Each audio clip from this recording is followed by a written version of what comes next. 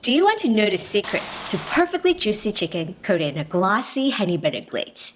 Slice each chicken thigh about 1 inch apart without cutting all the way through. This little trick helps the chicken cook evenly and soak up all the flavor. Season the chicken with salt and white pepper on both sides. You can also replace it with black pepper. Sprinkle a thin layer of cornstarch over the chicken on both sides and dust off the excess. It creates a coating that locks in moisture and gives the chicken that gorgeous golden crust.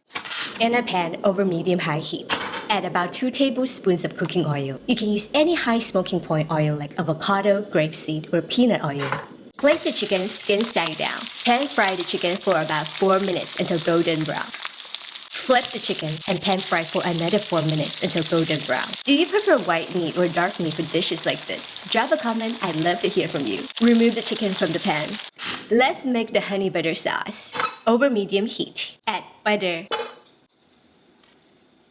garlic, soy sauce, honey, brown sugar, and chicken stock. Mix well.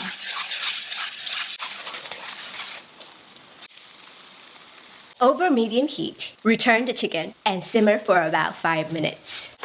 The sauce transforms into a sticky, flavorful coating that sticks to the chicken. Just ensure the internal temperature of the chicken is at least 165 degrees Fahrenheit. As a busy mom, I'm always looking for quick, comforting recipes like this. This one is my absolute favorite, and my whole family loves it. It's perfect with steamed rice, egg drop soup, and garlicky broccoli.